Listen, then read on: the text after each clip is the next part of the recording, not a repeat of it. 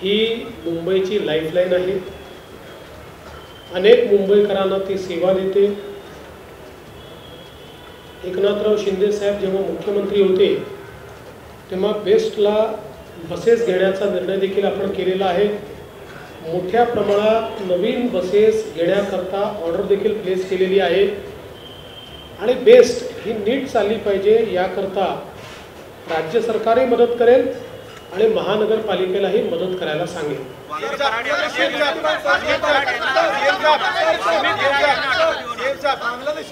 असं आहे, मी कालही सांगितलं, कोणालाही सोडलं जाणार नाही। पोलीस सगळ्यांचा मागोवा घेत आहेत, सगळ्यांना अटक।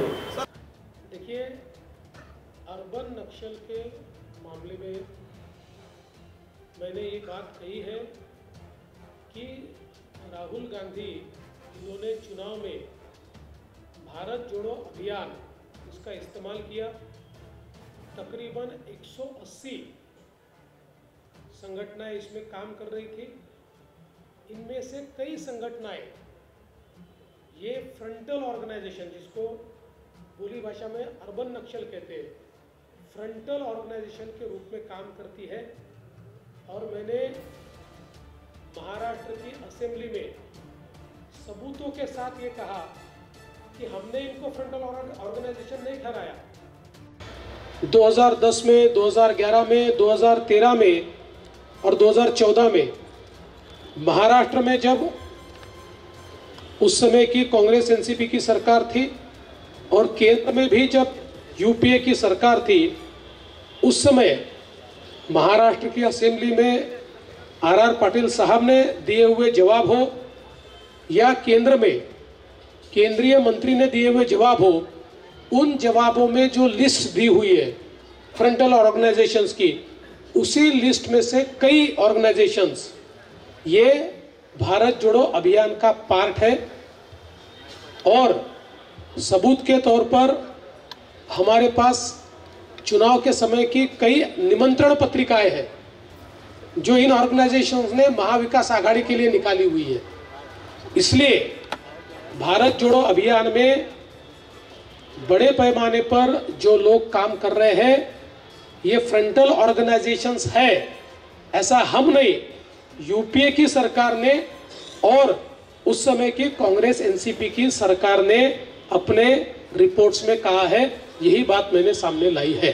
मला असं वाटतं की माझं भाषण जयंत पाटलांनी नीट ऐकलं असतं तर हे प्रश्न त्यांनी निर्माण केले नसते। मी 3 गोष्टी सांगितल्या।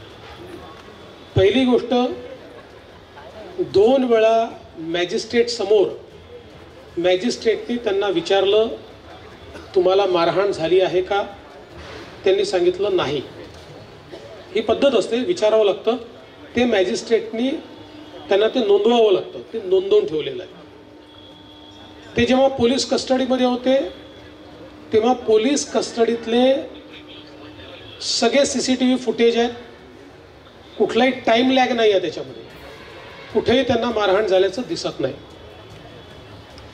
तिसरं, त्यांची जी मेडिकल एक्झामिनेशन झाली, मी जे सांगितलं की आपण जे सगळे दाखवतो आहोत ते पोस्टमॉर्टम रिपोर्टचं कव्हर दाखवतो आहोत, पण जी डिटेल्ड मेडिकल एक्झामिनेशन झाली त्याच्यामध्ये त्यांना श्वसनाचा दुर्धर रोग आहे हे तेव्हाच नमूद करून ठेवलेलं आहे, हे मी सांगितलं।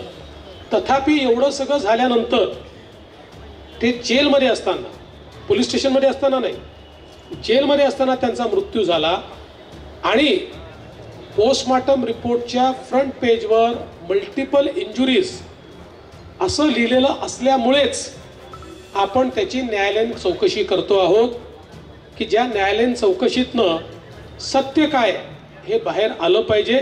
हे लपवण्याचं कुठलंही कारण नाही आहे। दीक्षाभूमीला ज्या ज्या मागण्या आहेत त्या आम्ही पूर्ण केलेल्या आहेत।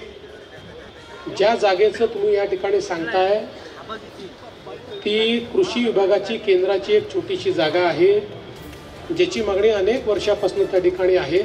आम्ही केंद्राला विनंती केलेली आहे की ती जागा त्यांनी द्यावी। मुळामध्ये जे काही आपले मंदिरं असतील किंवा इतर धार्मिक स्थळं असतील यांच्या कंट्रोलचे वेगवेगळे कायदे आहेत. मुस्लिमांकरता वक्फ आहे, काही ठिकाणी ट्रस्ट आहेत आणि काही ठिकाणी आपण कायदे केलेले आहेत. त्याच्यामुळे त्याच पद्धतीनं आपण आता चाललो आहोत. पण अध्यक्षांनी एक महत्त्वाची गोष्ट लक्षात आणून दिलेली आहे, त्याचा कायदेशीर अभ्यास करावा लागेल. पहिल्यांदाच कुठली वेगळी बातमी बनू नये म्हणून स्पष्टीकरण करतो की राज्याचे आमचे दुसरे सहकारी आणि उपमुख्यमंत्री अजितदादा पवार हे दुपारीच माझी परवानगी घेऊन बीड आणि परभणी या दोन्ही ठिकाणी ज्या घटना झालेल्या आहेत त्या घटनेमध्ये जे पीडित आहेत त्यांची भेट घेण्याकरता त्या ठिकाणी गेलेले आहेत, म्हणून ते पत्रकार परिषदेत उपस्थित नाहीत. अन्यथा अजितदादा नाराज अशा प्रकारची बातमी कृपया लावू नये. आताच माननीय एकनाथराव शिंदेजींनी आपल्यासमोर संक्षिप्त अशा प्रकारचा आढावा ठेवलेला आहे. हे अधिवेशन 6 दिवसाचं अधिवेशन या ठिकाणी झालं. त्यापूर्वी 3 दिवस मुंबईमध्ये छोटंसं अधिवेशन झालं होतं. आणि आपल्याला कल्पना आहे की प्रत्येक 5 वर्षाने जेव्हा नव्याने निवडणूक होते त्यावेळी पहिलं अधिवेशन हे छोटं अधिवेशन असतं, कारण ते केवळ पुरवणी मागण्यांपुरतं अधिवेशन असतं. इतर फारसं कुठलं कामकाज त्या अधिवेशनामध्ये होत नाही. तथापि या 6 दिवसामध्ये भरगच्च अशा प्रकारचं कामकाज या अधिवेशनामध्ये राज्य सरकारने केलेलं आहे. आणि विशेषतः 17 विधेयकं मंजूर करण्याचं काम आणि चर्चेसहित, म्हणजे गोंधळात नाही तर चर्चा करून 17 विधेयकं मंजूर करण्याचं काम आपण केलेलं आहे. आणि एक विधेयक महाराष्ट्र विशेष जनसुरक्षा विधेयक हे संयुक्त चिकित्सा समितीकडे आपण पाठवलं आहे. खरं म्हणजे अर्बन नक्षलवाद आणि फ्रंटल ऑर्गनायझेशन्स या संदर्भात नक्षल पीडित सर्व राज्यांनी असं विधेयक केलेलं आहे, म्हणून आपल्याही राज्यात ते केलं पाहिजे असा अँटी नक्षल ऑपरेशन्स विभागाचा आग्रह होता. म्हणून आपण ज्यावेळेस शिंदेसाहेब मुख्यमंत्री होते आणि मी गृहमंत्री होतो त्यावेळेसच आपण याचा मसुदा तयार केला होता. परंतु या संदर्भात अनेक अफवा पसरवण्यात आल्यामुळे त्यावेळेस आम्ही ते मांडलं नाही. आणि आताही विरोधी पक्षाने कुठलीही मागणी न करता आम्हीच हा निर्णय केला की अशा प्रकारचं विधेयक मंजूर करताना कुठेतरी लोकशाहीची पायमल्ली करायची आहे, विरोधकांचा आवाज दाबायचा आहे, अशा प्रकारच्या ज्या वल्गना केल्या जातात, तर संयुक्त चिकित्सा समितीच्या माध्यमातून सर्वांना आपलं म्हणणं मांडता यावं ही व्यवस्था उपलब्ध करून देण्याकरता हे विधेयक आम्ही संयुक्त चिकित्सा समितीकडे पाठवलं आहे. जेवढ्या संघटना आहेत ज्यांना आपलं म्हणणं मांडायचं आहे त्या सगळ्यांना आपलं म्हणणं मांडण्याची पूर्ण संधी मिळेल. सर्व पक्षीय 21 लोकांची समिती या ठिकाणी ही तयार करण्यात आली आहे आणि त्याच्या रिपोर्टवर पुढचं काम हे या ठिकाणी केलं जाईल. आपल्याला कल्पना आहे की जवळपास 35,000 कोटी रुपयाच्या मागण्या या आपण या ठिकाणी मांडलेल्या आहेत. यामध्ये साधारणपणे सार्वजनिक बांधकाम विभागाकरता 7,490 कोटी रुपये, कृषी विभागाकरता 2,147 रुपये, उद्योग ऊर्जा कामगार आणि खनिकर्म विभागाकरता 4,112 कोटी रुपये असे ठळक आपण निधी दिलाय. ज्यामध्ये आमची जी फ्लॅगशिप योजना आहे मुख्यमंत्री बळीराजा वीज सवलत योजना त्याच्याकरता 3,500 कोटी रुपयाची तरतूद करण्यात आली आहे. मुख्यमंत्री माझी लाडकी बहीण योजना याकरता 1400 कोटी रुपयाची तरतूद करण्यात आलेली आहे आणि म्हणून वेगवेगळ्या योजनांच्या माध्यमातून या ठिकाणी आम्ही ज्या योजना दिल्या होत्या त्या पुढे सुरूच राहतील याचं द्योतक या पुरवणी मागण्यांच्या माध्यमातून आपल्याला मिळालेलं आहे। आज खरं म्हणजे अंतिम आठवडा प्रस्तावावर बोलत असताना विदर्भ आणि मराठवाड्याला या सरकारने काय दिलं आणि हे सरकार काय देणार आहे याची जवळपास 1.25 तास मी सविस्तर मांडणी केली आहे। एक प्रकारे सिंचन असेल, उद्योग असेल, गेल्या 2.5 वर्षात कशा प्रकारे या मागास भागामध्ये परिवर्तन आमच्या सरकारने केलं याचा लेखाजोखा मांडत असताना पुढचा रोडमॅप देखील मी त्या ठिकाणी मांडलेला आहे। आमच्या सरकारच्या अजेंड्यावर महाराष्ट्र आहेच, पण महाराष्ट्रासोबत महाराष्ट्रातला जो मागास भाग आहे, ज्या ठिकाणी विकासाचा असमतोल आहे, त्याच्यावर आमचा फोकस आहे आणि म्हणून नदीजोड प्रकल्प असतील, सिंचनाचे प्रकल्प असतील, उद्योग असेल, इन्फ्रास्ट्रक्चरचे प्रकल्प असतील, असा चौफेर विकास आम्ही कशा प्रकारे करतो हे आपण या ठिकाणी सांगितलंय। कापसाचा बोनस आपण घोषित केलेला आहे। संत्र्याच्या शेतकऱ्यांचं जे नुकसान झालं 55,000 शेतकऱ्यांना 165 कोटी रुपये देण्याचा निर्णय आपण संत्र्याच्या शेतकऱ्यांचा घोषित केलेला आहे। सोयाबीनची खरेदी हमी भावानं गेल्या 15 वर्षात सर्वात जास्त रेकॉर्ड खरेदी आपण यावर्षी केलेली आहे, ती अजूनही सुरू आहे।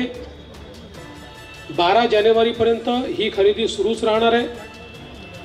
कापसाच्या खरेदीच्या संदर्भात मार्केटचा रेट हा हमी भावापेक्षा जास्त असल्यामुळे मार्केटमध्ये खरेदी मोठ्या प्रमाणात होत आहेत। CCI मध्ये आता फार कोणी कापूस आणत नाही। ती स्थिती तुरीची आहे, खरेदी केंद्र उघडले आहेत, पण मार्केटमध्ये हमी भावापेक्षा जास्त दर असल्यामुळे तुरीची खरेदी मार्केटमध्ये चाललेली आहे। त्यामुळे शेतमालाला जिथे योग्य भाव मिळेल तिथे त्याची विक्री चालली आहे, जिथे अडचणी आहेत तिथे इंटरव्हेन्शन करून त्याच्या खरेदीची पूर्ण व्यवस्था आणि विशेषतः विदर्भ मराठवाड्यामध्ये जी पिकं आहे त्या पिकांना न्याय देण्याचं काम हे या ठिकाणी आपल्या सरकारने केलं आहे। हे सगळं होत असताना या काळामध्ये आपण ADB सोबत देखील एक करार केला आणि एशियन डेव्हलपमेंट बँक आणि युरोपियन इन्व्हेस्टमेंट बँक या दोघांनी मिळून आपल्याला नागपूर मेट्रो करता जवळपास 3,586 कोटी रुपयाचं कर्ज दिलं आहे आणि मला सांगताना आनंद वाटतो की याचा व्याज दर जो आहे हा 0.72% म्हणजे 1% देखील कमी दराने हे कर्ज त्यांनी आपल्याला दिलेलं आहे आणि एक्सचेंज रेट हा डॉलर नाही आहे, तो येन आहे। डॉलरमध्ये मोठ्या प्रमाणात इन्फ्लेशन होतं, येन ही आपल्याकरता स्टेबल करन्सी आहे आणि 20 वर्षाचं हे कर्ज आहे, 5 वर्षाचा मोरटोरियम आहे। त्यामुळे मोठ्या प्रमाणात आता नागपूर मेट्रो टप्पा 2 याला गती या माध्यमातून मिळणार आहे। जवळपास 43 किलोमीटरचा हा टप्पा आहे आणि नागपूर परिसरातल्या 10 लाख प्रवाशांना याचा लाभ मिळणार आहे आणि नागपूर जिल्हा हा शहराची या टप्प्यामुळे जोडला जातोय। यासोबत आपली जी मित्रा संस्था आहे या संस्थेच्या माध्यमातून ग्रामीण रस्ते हे आमचा प्रयत्न असा आहे की 1000 लोकसंख्येची जी गावं आहेत या गावांना कॉन्क्रीट रस्त्याने जोडायचं। त्या संदर्भात एशियन डेव्हलपमेंट बँकेशी करार आपला झाला। कौशल्य विकासाचे 500 केंद्रांच्या अपग्रेडेशनचा आपला करार झाला आहे आणि मोठ्या प्रमाणात ज्यावेळेस शिंदेसाहेब मुख्यमंत्री होते त्यांनी बांबू मिशन सुरू केलं। बांबू हा शेतकऱ्यांच्या जीवनात परिवर्तन करू शकतो आणि त्यामुळे बांबूच्या लागवडीचं क्षेत्र वाढवण्याकरता अर्थपुरवठा एशियन डेव्हलपमेंट बँक आपल्याला करणार आहे। त्या संदर्भात त्यांच्याशी आपण करार केलेला आहे। या अधिवेशनामध्ये जी काही बिलं आपण मंजूर केली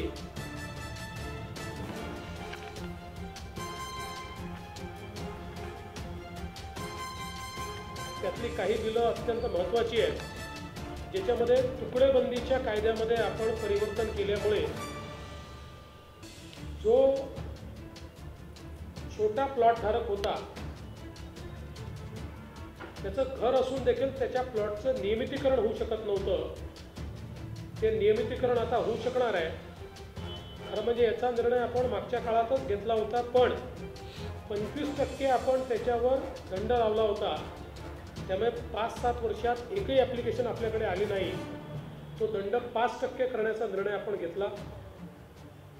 महाराष्ट्र राज्य कौशल्य विद्यापीठ जे आहे या विद्यापीठाला रतन टाटांचं नाव देण्याचा कायदा हा आपण या ठिकाणी मंजूर केलेला आहे। त्याप्रमाणे एक नवीन संकल्पना त्याचा कायदा आपण मंजूर केला आहे, क्लस्टर विद्यापीठ, क्लस्टर युनिव्हर्सिटी म्हणजे समूह विद्यापीठ।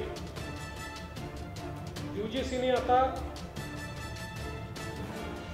त्या ठिकाणी एक एडेड कॉलेज असेल आणि 4 अनएडेड कॉलेजेस असतील तर तुम्हाला क्लस्टर विद्यापीठ करता येतं, अशा प्रकारचा एक नियम तयार केला, त्याचा कायदा आपण तयार केला आहे। महाराष्ट्रातल्या आणि देशातल्या 10 प्रमुख उद्योजकांनी एकत्रित येऊन सेक्शन 8 कंपनी तयार केली, नॉन प्रॉफिट कंपनी तयार केली आणि या लोकांनी हैदराबादमध्ये जमीन घेऊन तिथे हे विद्यापीठ तयार करायचा निर्णय घेतला होता। मी स्वतः त्यांना विनंती केली की तुम्ही महाराष्ट्रात करा, आम्ही तुम्हाला वेगानं सगळ्या प्रकारच्या मान्यता देऊ आणि त्यांनी ते मान्य केलं आणि आता त्यांचं विद्यापीठ सुरू होत आहे। हे देशातलं एक आगळं वेगळं आणि ज्यामध्ये अत्यंत चांगल्या प्रकारचे वेगळ्या प्रकारचे कोर्सेस असतील आणि जागतिक विद्यापीठाशी कॉम्पिटिशन करू शकेल अशा प्रकारचे विद्यापीठ आता पुण्यामध्ये तयार होत आहे। दुसरं, आपण आपल्या गड किल्ल्यांवर जे लोक घाण करतात, दारू पितात, त्यांच्याकरता शिक्षा वाढवण्याच्या संदर्भात आपण विधेयक पास केलं। हैदराबाद इनामे व रोज अनुदाने या संदर्भातला कायदा मंजूर केला, ज्यामुळे मराठवाड्यामध्ये ज्या जमिनीवर लोक बसलेले आहेत आणि ते कुठेतरी निजामाच्या काळाच्या जमिनी असल्यामुळे त्यांना वर्ग 2च्या जमिनी म्हणून ट्रीट केलं जातं, त्या वर्ग 1च्या म्हणजे त्याची मालकी त्या लोकांना देण्याचा निर्णय आपण केला। धाराशिव सारखं पूर्ण शहर हे वर्ग 2च्या जमिनीवर आहे, आता त्यांना वर्ग 1च्या जमिनीत ते कन्वर्ट करून घेता येईल। त्याचसोबत महाराष्ट्र आपलं जे नॅशनल लॉ स्कूल आहे छत्रपती संभाजीनगरचं, त्याच्या नावामध्ये बदल करून औरंगाबादच्या ऐवजी छत्रपती संभाजीनगर करणं असेल। आणि एक अत्यंत महत्त्वाचं विधेयक महाराष्ट्र कारागृह व सुधार सेवा विधेयक, आपल्याकडे 1894 आणि 1900 म्हणजे जवळजवळ 125 वर्षापूर्वीचं कारागृह विधेयकावरच आपले कारागृह प्रशासन हे काम करत होतं। आता इतक्या 125 वर्षानंतर नवीन अशा प्रकारचा हा कायदा आपण या ठिकाणी तयार केलेला आहे। त्यामुळे मोठ्या प्रमाणात या अधिवेशनामध्ये आम्ही काम केलं आहे आणि विशेषतः विदर्भ मराठवाड्याच्या हिताचे अनेक निर्णय, शेतकऱ्यांच्या हिताचे निर्णय, सर्वसामान्यांच्या हिताचे निर्णय घेण्याचं काम या अधिवेशनामध्ये आम्ही केलेलं आहे।